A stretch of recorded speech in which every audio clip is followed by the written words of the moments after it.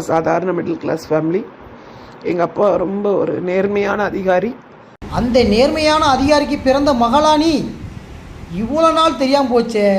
அப்புறம் எதுக்கு நீ படிக்கிற ப்ரொபோசர்ட்டே உங்களுக்கு அரசு வேலை வாங்கி தரேன்னு சொல்லி 9 லட்சம் வாங்கியிருக்கியம்மா. அந்த மனுஷன் கண்ணீர் விட்டு அழுதாரு. நான் சாப்பிடாம எத்தனை நாள் போயிருக்கேன், துட்டை போய் கேட்டால் தரமாட்டுக்காங்க. அதுவும் கொஞ்சம் அதில் 10 ரூபா கட்டுருந்துச்சு, வட்டி வாங்கி கொண்டு போய் கொடுத்தேன். 10 ரூபா நோட்டெல்லாம் 500 நோட்டாக மாற்றிட்டு வாங்கன்னு சொல்லி விரட்டி விட்டுலாம்லாம். கண்ணீர் விட்டு கதறுதாரு. படித்த ப்ரொபோசர்கிட்டே அப்போவே நீ ஆட்டையை போட்டிருக்கிய. அவர்கிட்ட 9 லட்சம். ஒரு வயசானவர், அவர் பால் விற்று துட்டு வச்சுருந்துருக்காரு. அவர் பேரனுக்கு விவோ வேலை வாங்கி தரேன்னு சொல்லி அவர்கிட்ட 8 லட்சம் வாங்கியிருக்க.